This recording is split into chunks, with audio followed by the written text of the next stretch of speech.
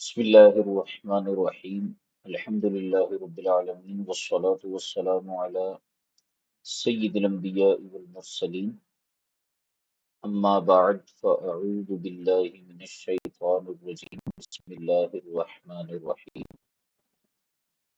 قواعد فقہیہ پر مشتمل کتاب الأشباح والنظائر جو کہ امام ابن نجیم مصری حنفی رحمۃ اللہ تعالی علیہ کی تحریر کردہ ہے، اس کے دروس کا سلسلہ چل رہا ہے اور اس میں جو تیسرا قاعدہ ہے یعنی الیقین لا یزول بالشک کہ یقین جو ہے وہ شک سے زائل نہیں ہوتا، یہ قاعدہ ہم پڑھ رہے ہیں اور اس کے تحت جو فروعی قواعد ہے وہ ہم پڑھ رہے ہیں۔ کل جو ہم نے ایک فروعی قاعدہ پڑھا تھا وہ قاعدہ یہ تھا کہ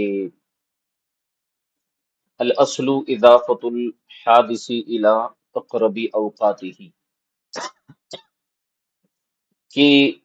اصول یہ ہے کہ کسی حادث کی نسبت جو ہے اس کے اقرب اوقات میں سے کسی وقت کی طرف ہم کریں گے، یعنی اگر کسی واقعے کے پیش آنے میں اختلاف ہو جائے تو اس میں ہم کیا کریں گے کہ جو قریب ترین وقت ہوگا اس میں ہم اس کی نسبت کریں گے۔ اس میں کئی مسائل کا ذکر علامہ ابن نجیم مصری رحمۃ اللہ تعالی علیہ نے فرمایا، اور ان مسائل کا بھی ساتھ ساتھ ذکر فرمایا کہ جو مسائل اس اصل اور اس اصول سے خارج تھے۔ آگے یہ عبارت آ رہی ہے کہ وَتُحْتَاجُ هَذِهِ الْمَسَائِلُ إِلَى نَظْرٍ دَقِيقٍ لِلْفَرْقِ بَيْنَهَا،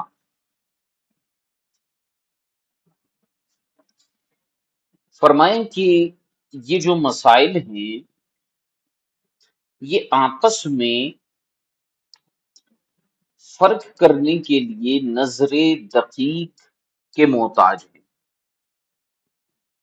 یعنی یہ جو ہم نے اوپر ماقبل کچھ مسائل بیان کیے تھے نا، اگر ہم تھوڑا سا اوپر جائیں تو پورا جو پیراگراف تھا وَمِمَّا فَرَّعْتُهُ عَلَى الْأَصْلِ مَا فِي الْيَتِيمَةِ وغیرہ، اب یہاں پر ورثاء کے اقرار کے حوالے سے گفتگو تھی، یعنی اگر کسی شخص نے جو ہے وہ اقرار کیا کسی مال کا وارث کے اوپر، پھر اس کا انتقال ہوا تو اس کے حوالے سے گفتگو ہوئی تھی، حالت صحت اور حالت مرض میں اختلاف کی بنیاد پر۔ اسی طرح جو ہے وہ اگر کسی عورت نے کہا کہ جی میں مسلمان ہو گئی، ٹھیک ہے، اور اس کا شوہر مسلمان تھا، اب عورت نے کہا کہ میں اس کے موت کے بعد مسلمان ہوئی ہوں، سوری اس نے کہا تھا کہ میں اس کے موت سے پہلے مسلمان ہوئی ہوں، اور ورثاء کہتے ہیں کہ نہیں موت کے بعد مسلمان ہوئی ہے۔ ان میں جو ہے ہم نے دیکھا تھا کہ احکامات بدل رہے تھے۔ اسی طرح قاضی کے معزول ہونے کے حوالے سے مسئلہ تھا جو کہ اصول سے خارج تھا، اس کو ہم نے بیان کیا، اور بھی کئی مسائل جو ہیں یہ اس پیراگراف میں ہم نے بیان کیے۔ علامہ ابن نجیم مصری رحمۃ اللہ تعالی علیہ فرماتے ہیں کہ یہ مسائل جو ہیں وہ نظر دقیق کے محتاج ہیں آپس میں فرق کرنے کے لیے، ٹھیک ہے۔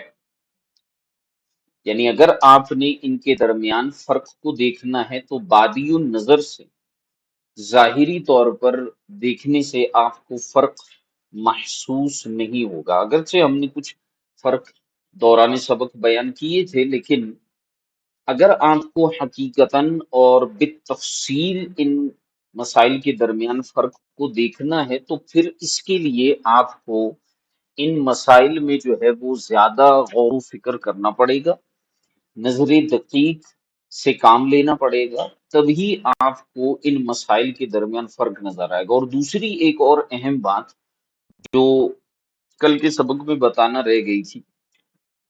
کہ یہاں پر امام ابن نجیم مصری رحمۃ اللہ تعالی علیہ نے مسائل کو جس انداز میں بیان کیا، ان میں اصول کے ساتھ ساتھ وہ مسائل کو بھی ذکر کیا جو اس اصول سے خارج ہیں۔ تو یہ آپ کا جو پیٹرن تھا، اگر آپ یہ چاہتے تو آپ یوں بھی کر سکتے تھے کہ پہلے وہ مسائل جو اس اصول کے تحت آ رہے ہیں وہ بیان کر دیتے، پھر وہ مسائل جو اس اصول سے خارج ہے وہ بیان کر دیتے، لیکن آپ نے ایسا نہیں کیا۔ آپ نے جو ہے وہ بیچ میں ان مسائل کا ذکر کر دیا جو اس اصول سے خارج ہیں، پھر وہ مسائل لے کر آ گئے جو اسی اصول کے مطابق ہیں۔ اس کی وجہ یہ تھی کہ مسائل کا تسلسل باقی رہے، اور ساتھ ساتھ وہ مسائل جن میں فرق ہے، بظاہر ایک جیسے ہیں لیکن فرق ہے، وہ جو ہے وہ بھی ساتھ ساتھ اس کے چلتے رہیں۔ ٹھیک ہے، اسی لیے آپ نے یہاں پر یہ جملہ جو ہے وہ استعمال فرمائے کہ یہ مسائل جو ہیں وہ نظر دقیق کے محتاج ہیں آپس میں فرق کرنے کے لیے۔ اس کے بعد ایک مسئلہ بیان فرماتے ہیں، وہ فی المجمعی من الاقرار، فرمائے کہ مجمع میں کتاب الاقرار یا باب الاقرار جو ہے اس میں یہ بات مذکور ہے، ولو اقر حربی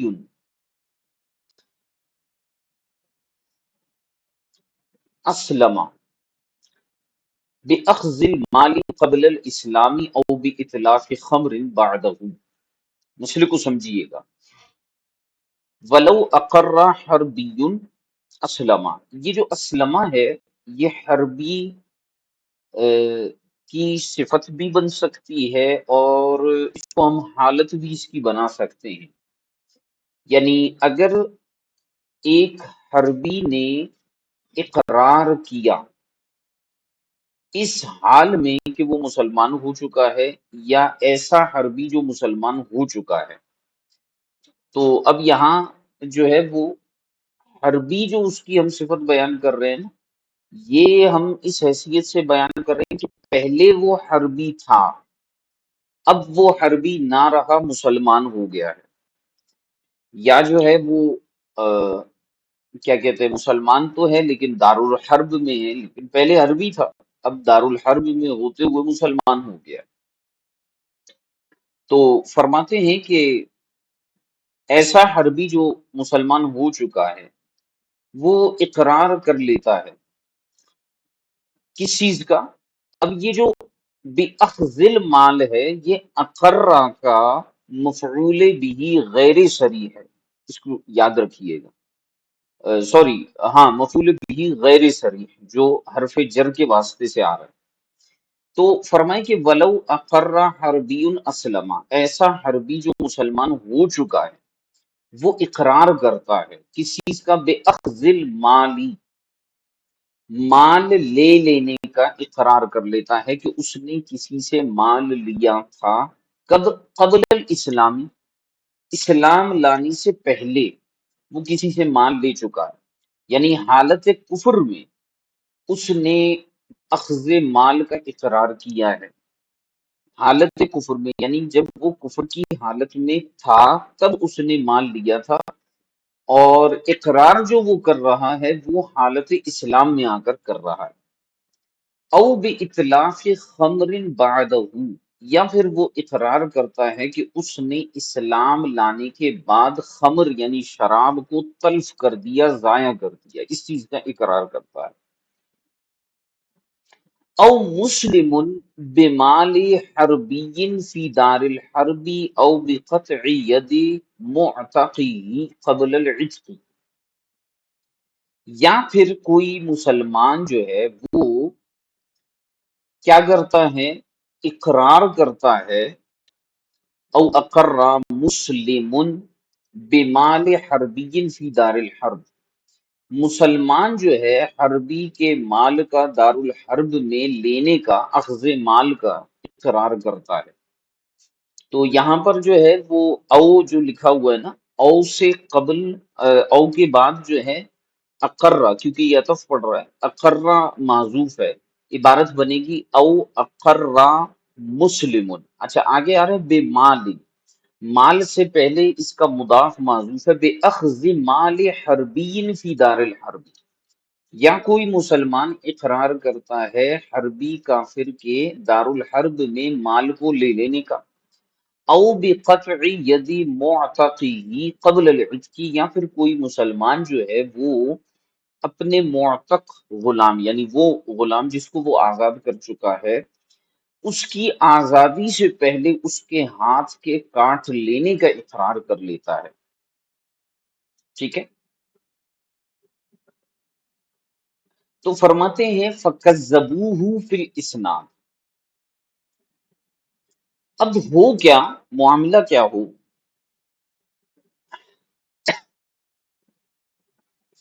فَكَذَّبُوهُ فِي الْإِسْنَادِ، تو یہ جتنے بھی افراد ہیں جن کے اوپر جو ہے اقرار کیا جا رہا ہے، یہ لوگ کیا کریں، اسناد میں وقت کی نسبت میں ان کا انکار کر دیں، تکذیب کر دیں۔ یعنی پہلے جو بیان کیا گیا نا کہ ایک ایسا حربی جو مسلمان ہو چکا ہے وہ کسی کے مال کو لے لینے کا اقرار کر دیتا ہے اسلام سے پہلے، تو جس کا مال لیا تھا وہ کہتا ہے کہ نہیں، اسلام سے پہلے اس نے میرا مال اخذ نہیں کیا بلکہ اسلام لانے کے بعد اخذ کیا ہے۔ اسی طرح مسلمان نے حربی کا مال دار حرب میں لیا، اب جو ہے وہ حربی کہتا ہے کہ نہیں، اس نے دار الحرب میں میرا مال نہیں لیا، یا اسی طرح جو ہے وہ آزاد ہونے سے پہلے غلام کا ہاتھ کاٹنے کا اقرار کیا آقا نے، تو اب جو ہے وہ غلام کہتا ہے کہ نہیں، اس نے آزاد کرنے کے بعد جو ہے وہ میرا مال میرا ہاتھ کاٹا ہے۔ فَكَذَّبُوهُ فِي الْإِسْنَادِ، اور وہ لوگ جو ہیں ان کی تکذیب کریں اسناد کے اندر وقت کی نسبت کرنے میں۔ تو فرماتے ہیں کہ افتى بعدم الزمان فی الکل، یعنی محمد، امام محمد رحمت اللہ تعالی علیہ نے ان سارے کے سارے مسائل میں زمان کے نہ ہونے پر فتویٰ دیا ہے کہ زمان نہیں ہوگی۔ ٹھیک ہے، وقال یزمن، اور امام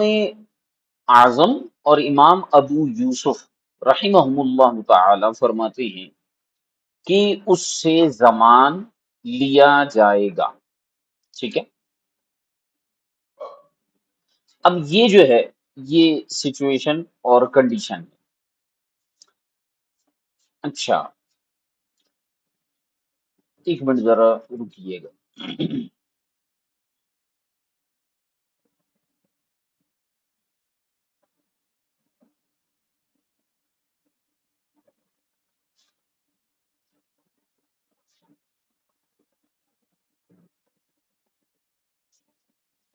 اچھا امام محمد رحمت اللہ تعالی علیہ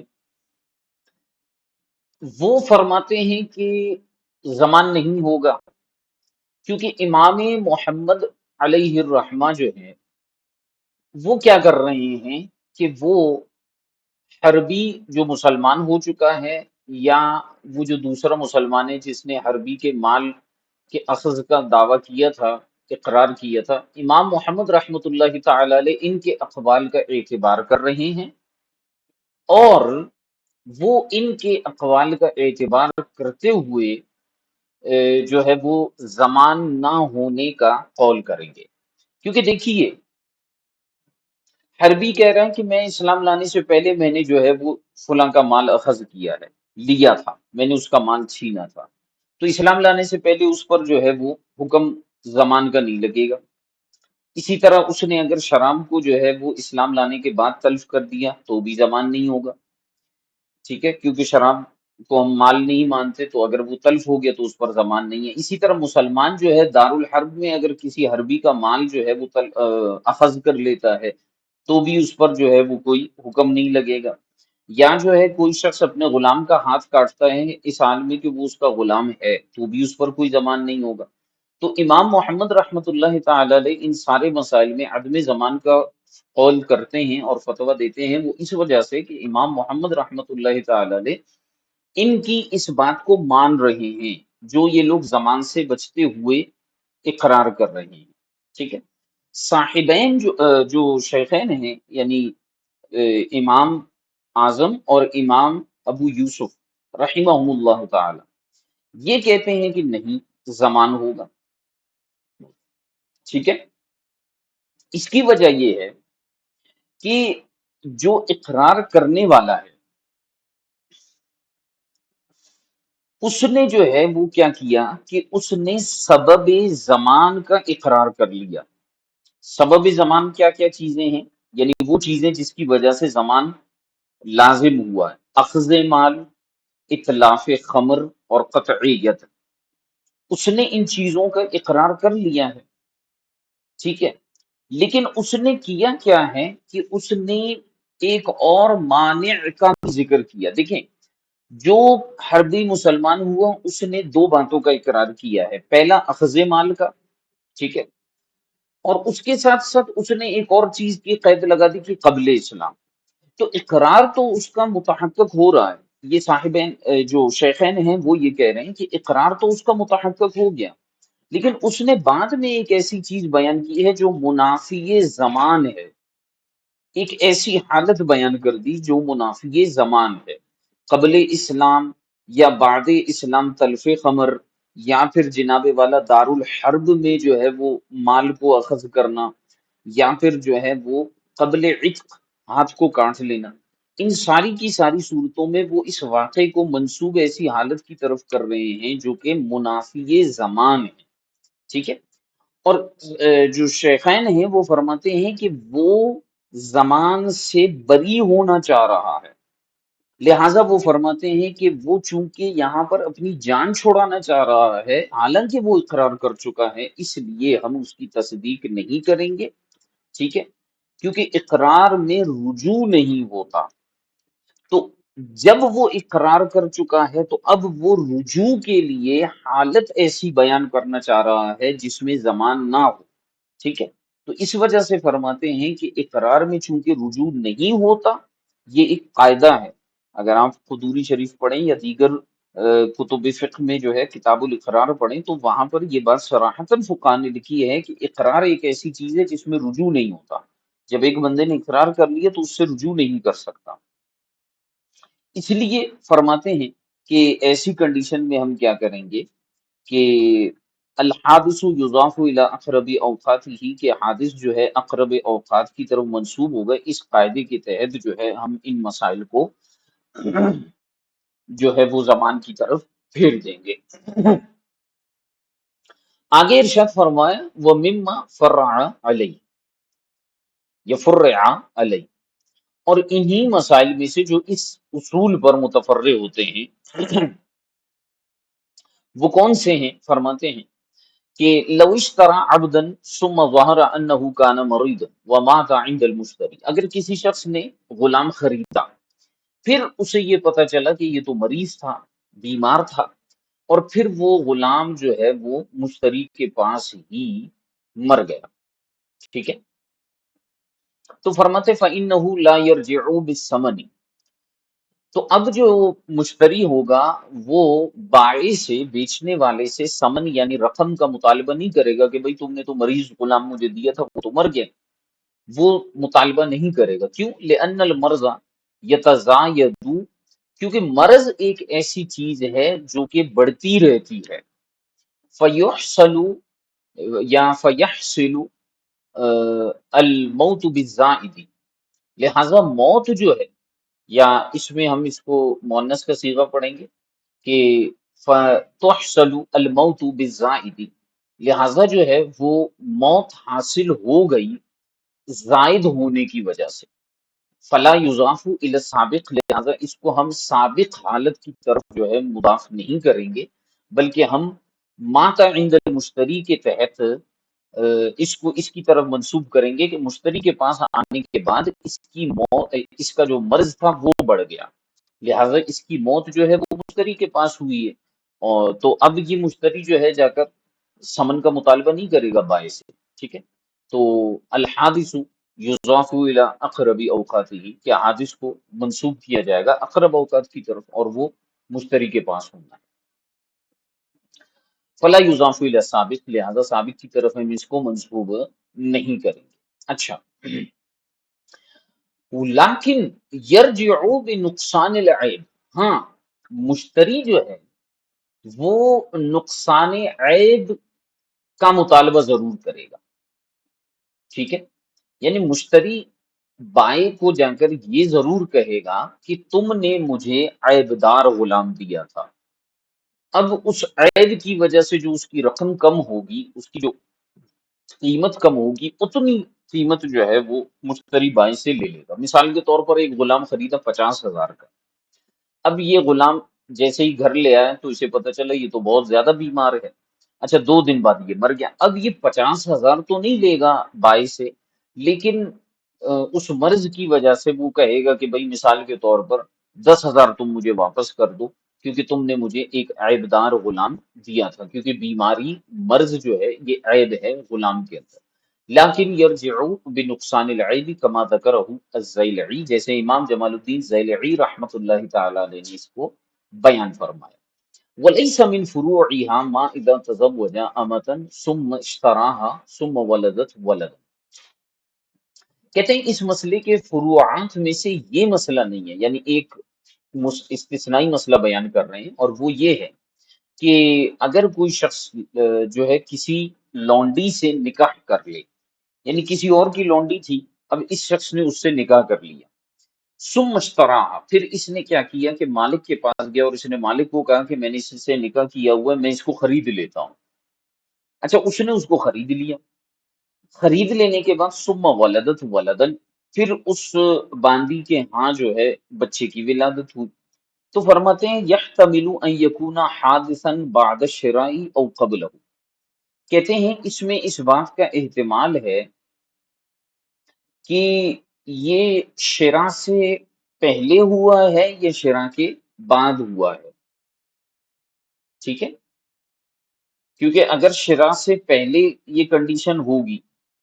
یعنی اس کے بچے کی ولادت ہوگی، تو ایسی کنڈیشن میں جو ہے وہ بچہ ام ولد یہ جو عورت ہے ام ولد کہلائے گی، اور اگر جو ہے شراء کے بعد یہ معاملہ ہوگا تو پھر جو ہے یہ ام ولد نہیں کہلائے گی۔ تو فرماتے ہیں یحتمل ان یکون حادثا بعد الشراء او قبل، اب اس میں یہ احتمال ہے کہ یہ شرع سے پہلے ہوا ہے یا شرع کے بعد ہوا ہے، ٹھیک ہے، تو فرماتے ہیں کہ فَإِنَّهُ لَا شَكَّ عِندَنَا فِي كَوْنِهَا أُمَّ وَلَدٍ لَا مِنْ جِهَةِ أَنَّهُ حَادِثٌ أُضِيفَ إِلَى أَقْرَبِ أَوْقَاتِهِ، فرماتے ہیں ہمارے نزدیک جو ہے اس لونڈی کے، اس باندی کے ام ولد ہونے میں کوئی شک نہیں، ٹھیک ہے، لا من جہت انہ حادث اضیف الی اقرب اوقاتہ، کہتے ہیں اس جہت سے نہیں دیکھیں گے ہم اس کو کہ وہ جو ہے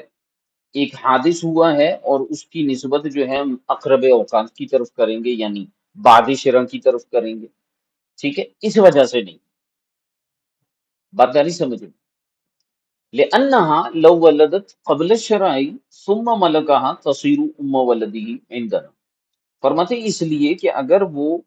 شرع سے قبل بھی بچہ جن لیتی تو ثم ملکہا، پھر یہ اس کا مالک بن جاتا، اس کا شوہر، تو تصیر ام ولدی ہی عندنا، تو بھی وہ ہمارے نزدیک ام ولد ہی ہوتی، ٹھیک ہے، تو اس وجہ سے فرماتے ہیں کہ ہم اس کو جو ہے وہ اقرب اوقات کی طرف منسوب نہیں کریں گے، بلکہ ہم اس کو جو ہے وہ اصول سے خارج مانتے ہوئے شرع سے پہلے بھی شرع سے پہلے کی طرف منسوب کریں گے اور وہی حکم لگائیں گے کہ یہ ام ولد ہے۔ اچھا، یہاں پر آ کر یہ قاعدہ مکمل ہو۔ اب اس کے بعد جو ہے وہ ایک اور قاعدہ ہے، اور وہ بہت اہم اور امپورٹنٹ قاعدہ آنے والا ہے۔ وہ قاعدہ کون سا ہے؟ سنیے، ارشاد فرماتے ہیں قاعدۃ، قاعدہ ہے، اور وہ قاعدہ یہ ہے کہ هل الاصل فی الاشیاء الاباحہ۔ یہ میں نے پہلے بھی اس چیز کو بیان کیا تھا، اور وہ یہ تھا کہ سوال یہ پیدا ہوتا ہے کہ کیا اشیاء میں اصل اباحت ہے یا نہیں؟ ٹھیک ہے،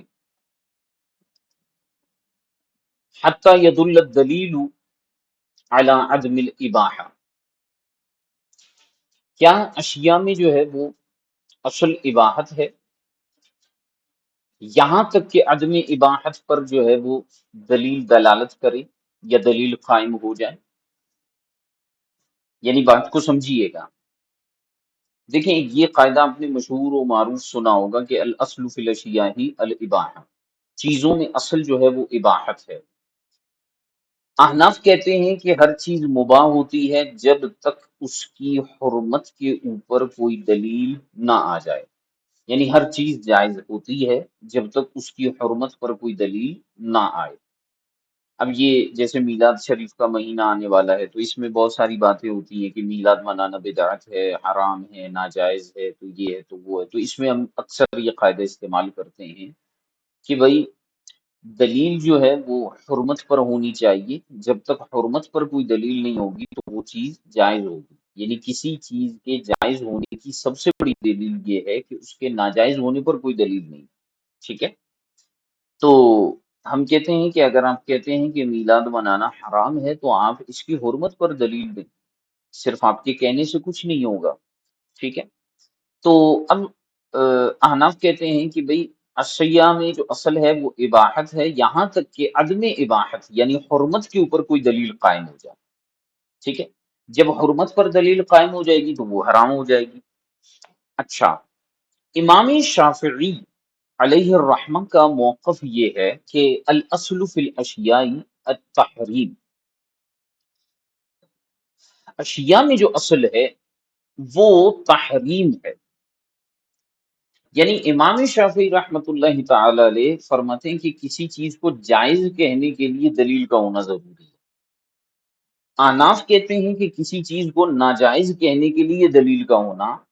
ضروری ہے۔ ٹھیک ہے، تو دونوں اصولوں، مذاہب اور قواعد میں فرق کو سمجھیے گا۔ احناف کیا کہتے ہیں کہ کسی چیز کے حرام ہونے کے لیے، ناجائز ہونے کے لیے، عدم مباح کے لیے دلیل کا ہونا ضروری ہے، جبکہ شوافی کہتے ہیں کہ کسی چیز کے جواز کے لیے دلیل کا ہونا ضروری ہے کیونکہ اصل اشیاء میں تحریم ہے۔ احناف کہتے ہیں اصل اشیاء میں اباحت ہے۔ ٹھیک ہے، تو اسی بحث کو یہاں پر علامہ ابن نجم مصری علیہ الرحمہ لے کر آئے اور فرمائے حل الاصل فی الاشیاء الاباحہ، کیا اشیاء کے اندر اصل اباحت ہے حتی یدل الدلیل علی عدم الاباحہ، یہاں تک کہ دلیل جو ہے وہ عدم اباحت پر قائم ہو یا دلالت کرے، وہوا مذہب شافعی، اور یہی مذہب شافعی ہے۔ اب التحریم، اب یہ جو تعلق ہے نا، یہ پیچھے حل استفہامیہ آیا نا، سوال یہ پیدا ہوا کہ اباحت اصل ہے یا تحریم اصل ہے، حتی یدل الدلیل علی الاباحہ۔ بھئی اگر اباحت حاصل ہوگی تو حرمت کے اوپر دلیل ضروری ہے، اور اگر حرمت جو ہے وہ اصل ہے تو پھر جو ہے اباحت پر دلیل ضروری ہے۔ اگر احناف کا موقف لیں گے تو اصل ہے اباحت، تو حرمت کے لیے دلیل چاہیے، اباحت کے لیے نہیں چاہیے، کیونکہ اصل پہلے سے ثابت ہوتا ہے۔ اور اگر امام شافعی کا موقف لیں گے تو اصل تحریم ہے، حرمت کے لیے کوئی دلیل نہیں چاہیے، اباحت کے لیے دلیل چاہیے۔ ٹھیک ہوگی، یہ ایک اختلاف ہے ہمارے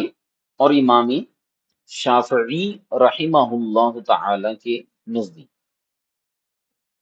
ٹھیک ہے، اچھا، کچھ چیزیں ہوتی ہیں جو حلال ہوتی ہیں یعنی مباح ہوتی ہیں، کچھ چیزیں جو ہیں وہ حرام ہوتی ہیں، اور کچھ چیزوں کے بارے میں سکوت کیا گیا ہے، نہ ان کی اباحت کا ذکر ہے نہ ان کی تحریم کا۔ اب ذرا چیز کو سمجھیے گا، یہاں یہ قاعدہ کن کن چیزوں پر لگتا ہے؟ الاصل فی الاشیاء یا الاباحہ؟ دیکھیے، شریعت مطہرہ نے جن چیزوں کی حلت اور اباحت کو بیان کیا وہ تو مباح ہے، ان کی اباحت کی دلیل ہی وہی ہے جو شریعت نے بیان کر دی، اور جن چیزوں کی حرمت کو شریعت مطہرہ نے بیان کر دیا وہ بھی بالکل واضح ہیں، ان کی حرمت پر بھی دلیل موجود ہے، جیسے خمر ہے، ٹھیک ہے، لحم خنزیر ہے، دم میتہ ہے، یا اور بہت ساری چیزیں ہیں جن کی حرمت کو شریعت نے صراحتاً بیان کر دیا، اور کچھ چیزیں وہ ہیں جن کی اباحت کو بیان کیا، کچھ چیزوں سے شریعت مطہرہ نے سکوت فرما دیا، نہ حرمت بیان ہوئی نہ حلت یا اباحت بیان ہوئی، ٹھیک ہے۔ وہ اشیاء جن سے سکوت کیا گیا ان کے بارے میں یہاں یہ قاعدہ لگتا ہے کہ ان میں اشیاء میں جن میں شریعت نے سکوت کیا ہے، آیا اباحت کا حکم ہے یا حرمت کا حکم ہے؟ احناف کہتے ہیں ان سب میں اباحت کا حکم ہے یہاں تک کہ ان کے اوپر حرمت کی دلیل آ جائے، اور شوافی کہتے ہیں وہ سب حرام ہیں یہاں تک کہ ان کے اوپر علت یا اباحت کی دلیل آ جائے۔ تو یہ چیز آپ نے اچھے انداز میں یاد رکھنی ہے کہ وہ چیزیں جن پر شریعت نے اباحت کا حکم لگا دیا ہے، علت کا یا فرض و واجب کا حکم لگا دیا ہے، جواز کا حکم لگا دیا ہے، یہ قاعدہ ان کے لیے نہیں ہے، اور وہ چیزیں جن کے اوپر شریعت نے حرمت کا حکم پہلے سے لگا دیا ہے، یہ قاعدہ ان چیزوں کے لیے بھی نہیں ہے، کیونکہ وہاں تو شریعت کی دلیل موجود ہے، تو ہم تو اسی کو مانیں گے، قاعدہ تھوڑی بیچ میں لے کر آئیں گے۔ ہاں، وہ چیزیں جن سے شریعت مطہرہ سکوت کر چکی ہے، شریعت مطہرہ نے صراحتاً واضح انداز میں ان کا حکم بیان نہیں کیا، تو اس میں آ کر جو ہے ہم یہ بیان کرتے ہیں احناف کہ ان سب میں اشیاء میں اصل ہے اباحت۔ اگر حرمت کا قول کرنا ہے تو حرمت پر کوئی دلیل قائم کرنی ہوگی، اس کو قیاس کریں گے، استقراء کریں گے، تمثیل کریں گے۔ آپ نے استقراء اور تمثیل کی مثالیں منطق میں اور اصول فقہ کی کتابوں میں پڑھی ہوں گی۔ اچھا، منطق میں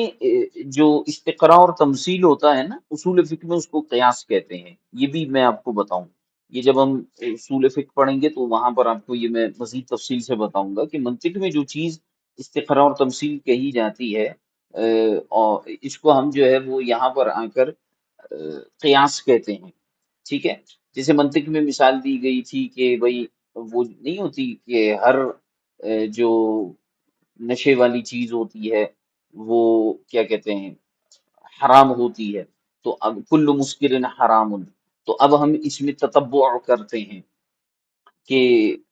بھنگ ہے وہ نشہ دینے والی ہے، تو بھنگ نشہ دینے والی ہے اس لیے وہ حرام ہے، کیونکہ کل مسکر حرام، تو یہ ہم اصول فقہ کی روشنی میں ہم قیاس کر رہے ہیں۔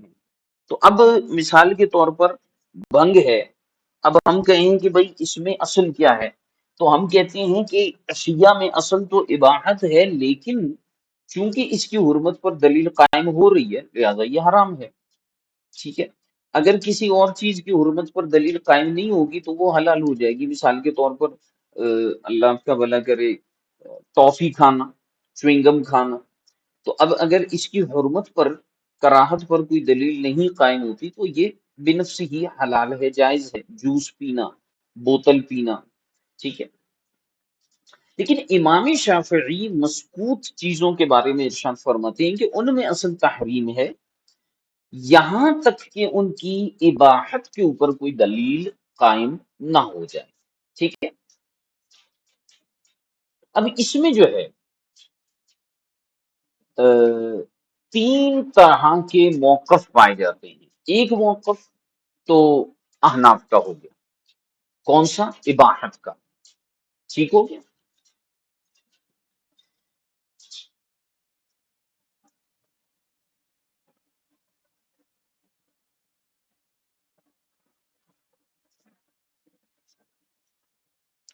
اچھا یہاں ایک اور چیز کو بھی میں ذکر کروں گا کہ وہ ہوا مذہب الشافعی، یہ جو وہ ہوا مذہب الشافعی ہے نا، اس میں شارحین نے کلام کیا ہے۔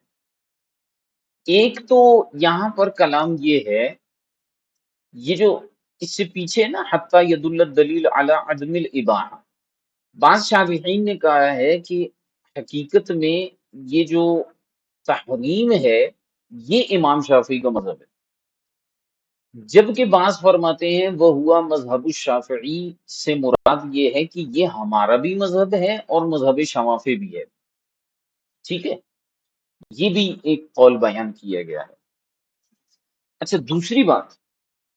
میں آپ کو بتا رہا تھا اس میں کہ تین طرح کے مذاہب بنے، ایک مذہب تو ہے اباحت کا، ٹھیک، مسکوت چیزوں کے بارے میں، دوسرا مذہب جو ہے وہ ہے حرمت کا، تحریم کا، تو بعض نے اس کو منسوب کیا ہے شوافی کی طرف بھی، جبکہ جو اکثر علماء اس کو بیان کرتے ہیں فرماتے ہیں کہ محدثین کا مذہب بھی یہی ہے کہ اشیاء میں اصل حرمت ہے، معتزلہ ان کا مذہب بھی یہی ہے کہ اصل اشیاء میں حرمت ہے، تحریم ہے، حنابلہ اور ان میں خاص طور پہ قاضی ابو یعلا وہ اسی کے قائل ہیں کہ یہ جناب والا اشیاء میں اصل جو ہے وہ تحریم ہے۔ جب بعض احناف بھی اس طرف گئے اور انہوں نے بھی یہ کہا ہے کہ اشیاء میں اصل تحریم ہے، لیکن جمہور احناف جو ہے وہ اباحت کو بیان کرتے ہیں۔ یہ ہو گیا دوسرا مذہب۔ تیسرا مذہب جو ہے وہ اسی کے قریب قریب ہے، اور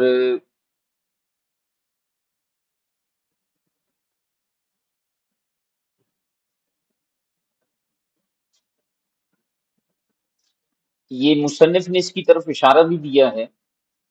تیسرے مذہب کی طرف، اور وہ یہ ہے کہ ایسی اشیاء جو جن سے شریعت نے سکوت کیا ہے تو ہم بھی توقف کریں گے، سکوت کریں گے ان کے بارے میں، ہم ان کے بارے میں نہ اباحت کا حکم لگائیں گے نہ تحریم کا، ٹھیک ہے، ہم یہ کہیں گے کہ بھئی ان کی حلت اور حرمت کا حکم جو ہے وہ اللہ تبارک و تعالی نے اپنے پاس رکھا ہے یا اس کے نبی صلی اللہ علیہ وسلم کو معلوم ہے، ہمیں معلوم نہیں ہے، کسی نہ کسی حکمت کی وجہ سے ہمیں نہیں بتایا گیا، یہ تیسرا مذہب ہے، ٹھیک ہے۔ اچھا یہ جو توقف ہے نا، یہ بعض اشاعرہ اور محدثین جو ہے وہ اس کی طرف گئے ہیں، اور بعض احناف نے بھی اس کو اختیار کیا ہے، ٹھیک ہے، لہٰذا یہاں پر جو ہے وہ تین طرح کے مذاہب ہمیں نظر آ رہے ہیں۔ اچھا اس اصول کا جو ماخذ ہے نا، اگرچہ یہ قاعدہ ایک بہت بڑا قاعدہ ہے لیکن یہاں اس کو مصنف نے ذکر بھی کیا ہے، اس اصول کا ماخذ وہ حدیث مبارکہ ہے جس میں نبی پاک صلی اللہ علیہ وآلہ وسلم نے ارشاد فرمایا کہ الحلال بین والحرام بین وبینہما امور مشتبہات، کہ بے شک حلال واضح ہے اور حرام بھی واضح ہے، اور حلال اور حرام دونوں کے درمیان کچھ مشتبہ امور ہیں، ٹھیک ہے، پھر وہ مثال حدیث مبارکہ میں ارشاد فرمائی پیارے محبوب صلی اللہ علیہ وسلم نے کہ جس طرح سے ایک جو ہے وہ چراگاہ ہوتی ہے اور اس چراگاہ کے قریب ایک چراگاہ کی ایک باؤنڈری ہوتی ہے۔ اچھا ہمارے بعض اساتذہ اس حدیث کو سمجھا بھی نہیں پاتے، بہرحال ایک چراگاہ ہوتی ہے، اس کے گرد ایک باؤنڈری ہوتی ہے، اس باؤنڈری سے دور ایک اور باؤنڈری بنائی جاتی ہے، یعنی چراگاہ کی اصل باؤنڈری اور دوسری جو مین باؤنڈری ہوتی ہے ان کے درمیان ایک فاصلہ ہوتا ہے، تو نبی پاک علیہ الصلوۃ والسلام نے اس کو تشبیہ دی ہے اس چراگاہ سے، فرمایا کہ جس طرح سے ایک چراگاہ ہوتی ہے کہ اس کے مین باؤنڈری اور باہر کی جو باؤنڈری ہوتی ہے اس کے درمیان ایک فاصلہ ہوتا ہے، ایک جگہ ہوتی ہے، اور جو اپنے جانوروں کو چرانے والا ہوتا ہے وہ چاہتا ہے کہ وہ اپنے جانوروں کو اس پرخطر جگہ پر بھی داخل نہ کرے، اور اگر اس کا کوئی جانور جو ہے وہ اس جگہ پر آ جاتا ہے تو حدیث میں الفاظ ہے یوش، کہ قریب ہے کہ وہ چراگاہ کے اندر داخل ہو جائے، یعنی جب اس نے جو ہے وہ بیچ کی باؤنڈری کو پار کر لیا تو وہ اس چراگاہ کے اندر بھی آ سکتا ہے جانور۔ تو اسی طرح پیارے محبوب علیہ صلاۃ والسلام کا مقصد اور آپ کی مراد اس مثال سے یہ تھی کہ اگر کوئی شخص امور مشتبہات کے اندر پڑ جاتا ہے جن کی حلت و حرمت میں صراحت نہیں ہے، تو ہو سکتا ہے قریب ہے کہ وہ حرام کے اندر پڑ جائے۔ اب اس حدیث مبارکہ کی تشریح احناف، شوافع، معتزلہ، اشاعرہ، ماتریدیہ، محدثین، ان سب نے الگ الگ انداز میں کی ہے، ٹھیک ہے۔ جو لوگ اس بات کے قائل ہیں نا کہ توقف کیا گیا ہے، وہ کہتے ہیں دیکھیں حدیث میں الفاظ کیسے ہیں، غور کیجئے گا، بڑی پتے کی بات آپ کو بتا رہا ہوں۔ وہ لوگ کہتے ہیں دیکھیں حدیث میں پیارے محبوب نے فرمایا الحلال بین والحرام بین، کہ حلال بین ہے، حرام بین ہے۔ تو جو چیز بین ہے یعنی واضح کر دی گئی ہے تو اس پر آپ عمل کریں۔ امور مشتبہات کو جب شریعت نے خود مشتبہ رکھا ہے تو پھر آپ کیوں اس کے پیچھے پڑ رہے ہیں، ٹھیک ہے۔ اچھا، جو لوگ اباحت کے قائل ہیں وہ کہتے ہیں دیکھیں فرمائیں کہ حلال بین ہے، حرام بھی بین ہے، بینہما، چونکہ یہاں ہما ضمیر آ رہی ہے اس کا مقصد یہ ہوا کہ ان دونوں کے درمیان ایسی چیزیں ہیں جو کہ کیا کہتے ہیں امور مشتبہات ہیں، یعنی ان میں احتمال اباحت بھی ہے اور احتمال حرمت بھی ہے، تحریم بھی ہے۔ تو جو اباحت والے ہیں وہ طرف اباحت کو لے لیتے ہیں، اور جو تحریم بیان کرتے ہیں وہ طرف تحریم کو لے لیتے ہیں، ٹھیک ہے۔ تو وہ فرماتے ہیں جو تحریم والے لوگ ہیں، اباحت والے لوگ ہیں، وہ یہ کہتے ہیں کہ ضروری تو نہیں ہے کہ امور مشتبہات میں پڑھنے کے بعد بندہ یقینی طور پر حرام کے اندر پڑ جائے، ہو سکتا ہے وہ حرام سے بچ جائے، جو اباحت کے قائل ہیں۔ اور جو تحریم کے قائل ہیں وہ یہ کہتے ہیں کہ دیکھو جب آپ مشتبہ کے اندر پڑ گئے تو حدیث میں الفاظ یہ ہیں کہ یوں شکو، کہ قریب ہے کہ وہ اس چراگاہ میں چلا جائے یعنی حرام میں پڑ جائے۔ تو تحریم والے کہتے ہیں کہ وہ چیز جو حرام کی طرف لے کر جانے والی ہو وہ بھی حرام ہوتی ہے۔ المفدی الی التحریم حرام، کہ وہ چیز جو تحریم کی طرف لے کر بھی جائے وہ بھی حرام ہوتی ہے۔ جبکہ جو اباحت والے ہیں وہ کہتے ہیں کہ دیکھیں یہاں پر طرف اباحت اور طرف تحریم دونوں برابر ہیں، لہٰذا ہم طرف اباحت کو بئی معنی ترجیح دیں گے کہ ہو سکتا ہے وہ چیز حرام نہ ہو، اس پر تو دلیل ہے ہی نہیں ہمارے پاس، ٹھیک ہے۔ تو اس اعتبار سے تینوں مذاہب جو ہیں وہ اپنے اپنے دلائل بیان فرماتے ہیں۔ بہرحال گفتگو جو ہے وہ اس پر پھر بہت زیادہ جو ہے وہ طویل ہو جائے گی، لیکن اباحت کے حوالے سے تھوڑا سا میں آپ کو مزید اس میں عرض کر دوں۔ اللہ تبارک و تعالی نے قرآن کریم میں ارشاد فرمایا هو الذی خلق لکم ما فی الارض جمیعا، کہ وہ اللہ جس نے تمہارے لیے ساری چیزوں کو زمین میں پیدا فرمایا۔ تو فقہا فرماتے ہیں کہ دیکھیں جو اباحت کے قائل ہے وہ کہتے ہیں دیکھیں خلق لکم، یہ جو لکم فرمایا نا کہ تمہارے لیے پیدا کیا، یعنی تمہارے کھانے پینے استعمال کے لیے زمین میں ساری چیزیں پیدا کی، یہ ان اشیاء کی اباحت کے اوپر دلیل ہے، اور یہاں پر بطور احسان کی یہ چیز بیان کی جا رہی ہے، تو اس کا مطلب ہے کہ یہ مباح ہوں گی تمہارے لیے۔ پھر اسی طرح جو ہے اللہ تبارک و تعالی نے ارشاد فرمایا کہ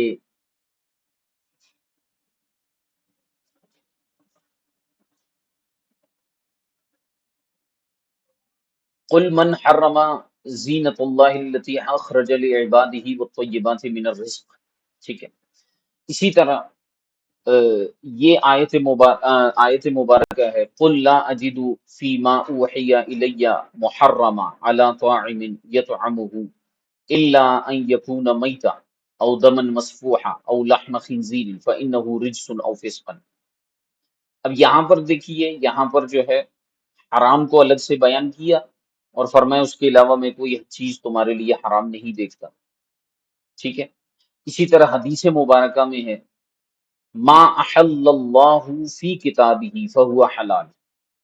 وما حرم فهو حرام وما سکت عنہ فهو عفو فاقبلوا من اللہ عافیۃ فإن اللہ لم یکن لینسی شیئا.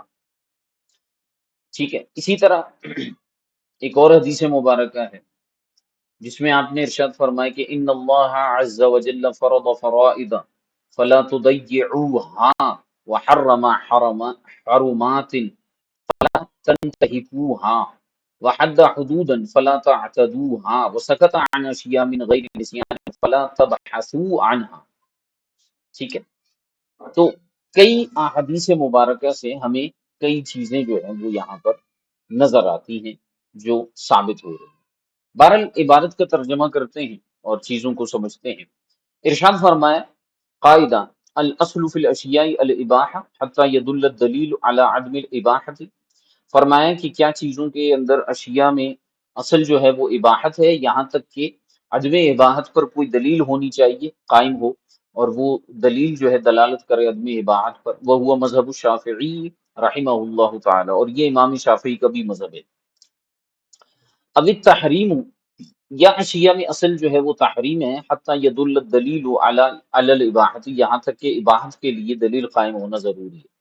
وَنَسَبَهُ الشَّافِعِيَّةُ إِلَىٰ أَبِي حَنِیفَةَ، اور شوافی نے اس کی نسبت جو ہے وہ امام اعظم ابو حنیفہ رحمۃ اللہ تعالی علیہ کی طرف بھی کی ہے. وفی البدائع، اور البدائع کے اندر یہ بات مذکور ہے. اچھا، یہاں پر البدائع لکھا ہوا ہے، بعض نسخوں میں آپ کو ملے گا البدیع. ٹھیک ہے، اس میں جو ہے وہ مختلف نسخے ہیں. ایک نسخے میں البدائع ہے، یعنی مراد ہوگا البدائع الصنائع، اور بعض میں جو ہے وہ مراد ہے یعنی مذکور ہے البدیع. البدیع جو ہے یہ اصول فقہ کی ایک کتاب ہے جو کہ جو مصنف ہے نا مجمع الانہر، اس کے مصنف کی کتاب ہے البدیع. ٹھیک ہے، تو اس کتاب کے حوالے بھی علامہ ابن نجم مصری رحمۃ اللہ تعالی علیہ نے بحر الرائق میں دیے ہیں. تو البدائع یا البدیع کے اندر یہ مذکور ہے کہ المختار ان لا حکم للافعال قبل الشرعی. اب وہاں پر یہ لکھا ہوا ہے کہ مختار مذہب یہ ہے کہ شریعت سے پہلے، یعنی حکم شرع کے نزول سے پہلے، لا حکم للافعال، افعال کے لیے کوئی حکم نہیں ہے. یعنی نہ حلت کا کوئی حکم ہے نہ کوئی حرمت کا حکم ہے. بات کو سمجھیے گا، یہ جو قول بیان ہو رہا ہے نا بدیع کے حوالے سے، یہ وہ توقف والا قول ہے کہ جب تک شریعت نے کسی چیز کی حلت یا حرمت کو بیان نہیں کیا تو اس سے پہلے لا حکم والی کنڈیشن ہے، یعنی کوئی حکم نہیں. والحکم عندنا ان کان ازلیا، تو فرماتے ہیں اب سوال یہ پیدا ہوتا ہے کہ حکم جو ہے وہ کیا ہے. فرماتے ہیں حکم ہمارے نزدیک اگرچہ ازلی ہے، یعنی ازلن جو ہے وہ حکم آ چکا ہے کہ یہ چیز حلال ہے یہ چیز حرام ہے. فالمراد بھی ہاں ہونا، لیکن فرماتے ہیں اس سے مراد یہاں پر کیا ہے، عدم تعلقہ بالفعل قبل الشرعی، حکم کا کسی فعل سے تعلق نہ ہونا شریعت سے پہلے. ٹھیک ہے، یعنی حکم شرع کے نزول سے پہلے، یعنی کسی حکم کا تعلق کسی فعل سے نہ ہونا بھی حکم کہلاتا ہے، عدم حکم کہلاتا ہے. ٹھیک ہے، یہاں مراد حکم سے مراد حکم ازلی نہیں ہے بلکہ نزول حکم. نزول حکم کا مطلب ہوتا ہے تعلق حکم بالفعل، یہاں مراد یہی ہے. تو فرماتے ہیں کہ افعال جو ہیں وہ ایسے ہوتے ہیں کہ ان کے اندر نہ حلت ہوتی ہے نہ حرمت ہوتی ہے شریعت کے حکم کے نزول سے پہلے پہلے. ٹھیک ہے، فن تفا تعلق لعدم فائدتی، لہذا فرماتے ہیں کہ نزول شرع سے قبل فعل کے حکم سے تعلق منتفی ہوگا. ٹھیک ہے، یعنی جب تک شریعت کا حکم نازل نہیں ہوا تو اس سے پہلے پہلے اس فعل کا اس حکم کے ساتھ تعلق منتفی ہے کہ کوئی حکم ہی نہیں ہے. لعدم فائدتی، کیونکہ اس کا کوئی فائدہ نہیں ہے. وفی شرح المنار للمصنف، فرماتے ہیں اور مصنف کی شرح المنار میں ہے، یعنی یہ جو البدی کے مصنف ہیں انہوں نے منار کی شرح میں لکھا ہے کہ الاصل، سوری بلکہ جو منار ہے علامہ نصفی رحمت اللہ تعالی علیہ کی، اس کی شرح انہوں نے خود بھی لکھی ہے کشف الاسرار کے نام سے۔ تو اس کی شرح میں خود مصنف نے کہا ہے کہ الاصل فی الاشیاء الاباحۃ عند بعض الحنفیہ، کہ بعض حنفیہ کے نزدیک اشیاء میں جو اصل ہے وہ اباحت ہے۔ ومنہم الکرخی، اور انہی میں سے امام کرخی رحمت اللہ تعالی علیہ بھی ہیں۔ وقال بعض اصحاب الحدیث، اور بعض اصحاب حدیث یعنی محدثین نے فرمائے کہ الاصل فیہا الحظر، کہ اصل جو ہے وہ اشیاء میں وہ ممانعت ہے، حظر ہے، یعنی تحریم ہے۔ وقال اصحابنا، اور ہمارے اصحاب نے یہ فرمایا، یعنی احناف کے بعض اصحاب کے بارے میں فرما رہے ہیں کہ الاصل فیہا التوقف، کہ اشیاء میں جو اصل ہے وہ توقف ہے، بمعنی انہ لا بد لها من حکم، اس معنی میں کہ ہر چیز کے لیے کوئی نہ کوئی حکم ہونا ضروری ہے، لیکن لم نقف علیہ بالفعل، لیکن ہمیں جو ہے حکم پر کوئی واقفیت بالفعل حاصل نہیں ہوئی، اس لیے ہم توقف کریں گے۔ وفی الہدایہ، اور ہدایہ میں ہے من فصل الحداد، یہ جو حداد کی بحث ہے یعنی یہ عورت کا سوگ کرنا، اس کے متعلق جو ہے ہدایہ شریف میں اس مقام پر مذکور ہے کہ ان الاباحۃ اصل، کہ اباحت ہی جو ہے وہ اشیاء میں وہ اصل ہے۔ ٹھیک ہے، اب یہاں پر جو ہے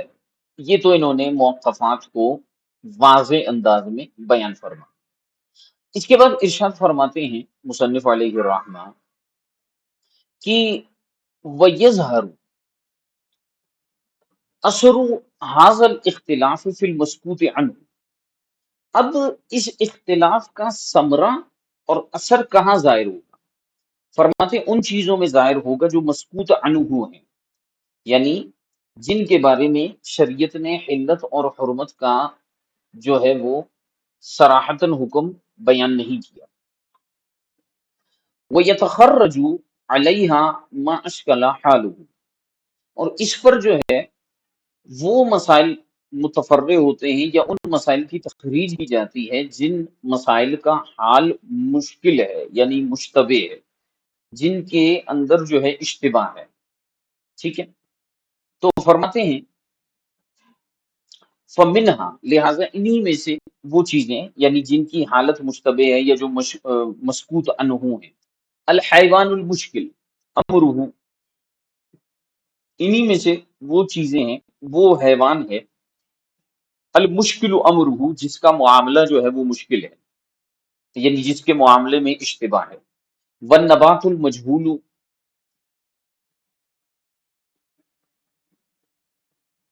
ایک منٹ،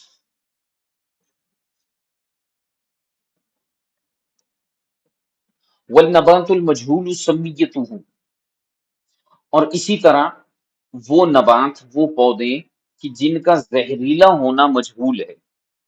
تو اب جو ہے مثال کے طور پر ایسا کوئی جانور ہے، جنگلی جانور ہے،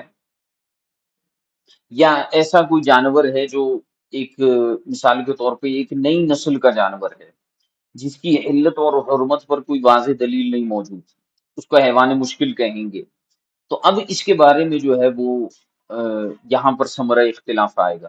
اباحت والے کہیں گے کہ الاصل فی الاشیاء اباحہ، وہ کہیں گے یہ مباح ہے جانور، اس کا کھانا وغیرہ جو ہے جائز ہے۔ جو حرمت والے ہوں گے وہ کہیں گے کہ یہ جانور حرام ہے، اور جو توقف والے ہوں گے وہ کہیں گے ہم توقف کریں گے جب تک کہ کوئی اس پر دلیل نہیں آ جاتی۔ ٹھیک ہے،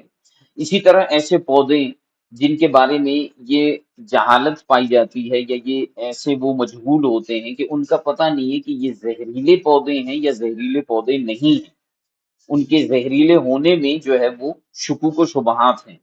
تو جو اباحت والے ہیں وہ کہیں گے کہ بھئی اشیاء میں اصل اباحت ہے، جو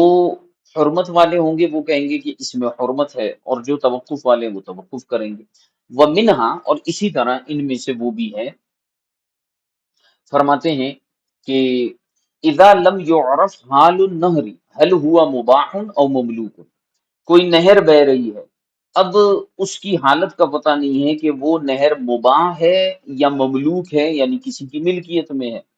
تو جو مثال کے طور پر کہیں سے کوئی نہر بہ رہی ہے، تو اب اس کی حالت کا اگر ہمیں پتہ نہیں چلتا معلومات کرنے کے باوجود بھی، تو اباحت والے کہتے ہیں مباح ہے، حرمت والے کہتے ہیں کہ حرام ہے، اور توقف والے توقف کریں گے اس پر،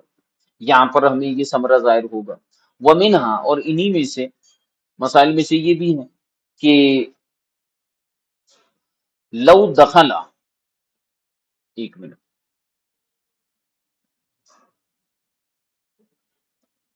لو دخل برجہ حمام، انہی مسائل میں سے یہ مسئلہ بھی ہے۔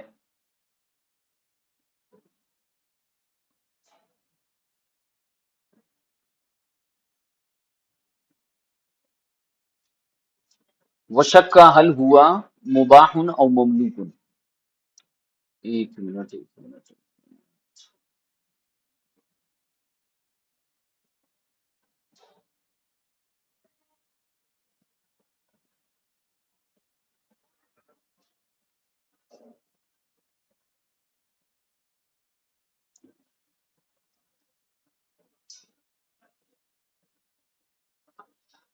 یہ پہلے زمانے میں ہوتا تھا نا، آپ نے دیکھا ہوگا کہ لوگوں کے گھروں کے اوپر مینار بنے ہوئے ہوتے تھے، اور وہ جو مینار ہوتے تھے نا وہاں پر بعض اوقات پرندے وغیرہ یا یہ جو کبوتر وغیرہ ہیں یہ آ کر جو ہے وہ گھونسلے بنا لیتے تھے، انڈے جو ہے دیتے تھے، پھر وہیں پر رہتے تھے۔ یہ برج یعنی مینار، اونچے اونچے مینار ہوتے ہیں۔ تو اگر کسی شخص کے گھر کے برج میں کوئی جو ہے وہ کبوتر داخل ہو گئے، وہ شک کا حل ہوا مباح و مملوک، اب اس بات کا شک ہے کہ یہ جنگل کا کوئی کبوتر آیا ہے جو کہ مباح ہے، یا پھر جو ہے کسی کی ملکیت میں ہے یہ کبوتر اور اڑتے اڑتے یہاں تک آ گئے۔ تو جو توقف والے ہیں وہ کہیں گے کہ اس معاملے میں توقف ہے، جو تحریم والے ہیں وہ کہیں گے کہ یہ کبوتر حرام ہے، اور جو مباح والے ہوں گے وہ کہیں گے کہ یہ مباح ہے۔ ومنها مسئلۃ الزرافتی، اور اسی میں سے زرافے کا مسئلہ بھی ہے۔ زرافہ جو ہے ایک جانور ہے، ابھی اس کے بارے میں جو ہے وہ بعض اس کو تشبیہ دیتے ہیں اونٹ کے ساتھ کہ یہ اونٹ کی طرح کا ایک لمبی گردن والا جانور ہے، ٹھیک ہے، اور بعض جو ہے وہ اس کو تشبیہ دیتے ہیں بعض جنگلی جانوروں سے کہ بھئی یہ ایک لمبی گردن والا ہے اور اس طرح کا جانور ہے۔ تو اسی میں مسئلے میں زرافی کا مسئلہ بھی ہے۔ فمذہب الشافعی القائل بالاباحتی، شوافی میں سے چونکہ بعض جو ہے اباحت کے قائل ہیں تو اس کی طرف انہوں نے اس کو منسوب کرتے ہوئے فرمایا کہ شوافی کا مذہب یہ ہے کہ وہ مباح ہے۔ الحل فی الکل، اور جو ہے وہ ارشاد فرمائیں کہ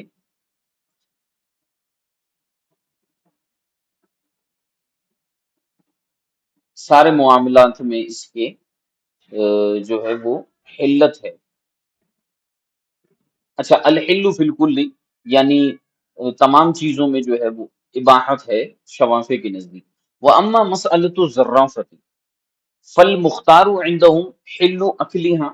تو زرافے کے مسئلے میں جو ہے مختار یہی ہے کہ اس کو کھانا جائز ہے، ٹھیک ہے۔ وقال السیوطی، اور امام جلال الدین سیوطی شافعی رحمۃ اللہ تعالی علیہ فرماتے ہیں ولم یذکرها احد من المالکیۃ والحنفیۃ، اور مالکیہ اور حنفیہ میں سے کسی نے اس کے حلت کا ذکر نہیں کیا ہے زرافے کے، لیکن شوافی اس کو حلال کہتے ہیں۔ وقواعدهم تقتضی حلها واللہ تعالی عالم۔ امام جلال الدین سیوطی شافعی رحمۃ اللہ تعالی علیہ فرماتے ہیں کہ احناف اور مالکیہ کے جو قواعد ہیں وہ اسی بات کا تقاضا کرتے ہیں کہ زرافہ کھانا جو ہے وہ حلال ہونا چاہیے، ٹھیک ہے۔ اچھا، اس کے بعد اگلا مسئلہ آتا ہے قاعدہ الاصل فی الابضاع التحریم۔ یہ جیسے میں کل بھی بیان کر رہا تھا کہ ابضاع یعنی ویسے تو اس کا معنی ہوتا ہے شرمگاہ، لیکن یہاں پر مراد ہے ملک بضاع،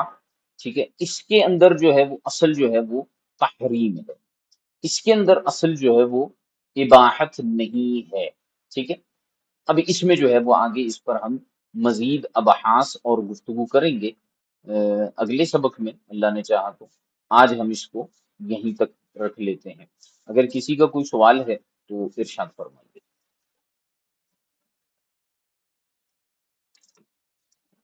جی جناب، کوئی سوال؟ السلام علیکم. وعلیکم السلام ورحمۃ اللہ وبرکاتہ. آج جیسا کہ سر میرا پہلا دن تھا تو مجھے یہ آپ بتا دیں گے کہ یہ کون سی کتاب سے آج آپ نے ریڈ کی ہے؟ یہ کتاب الاشباح والنظائر ہے، امام ابن نجوم اچھا، سے حنفی رحمۃ جی اللہ جی، تعالی علیہ. ٹھیک ہے حضرت. اور حضرت آپ کا اس میں گرامی؟ میرے پروفائل پہ لکھا ہوا ہے. صحیح ہے.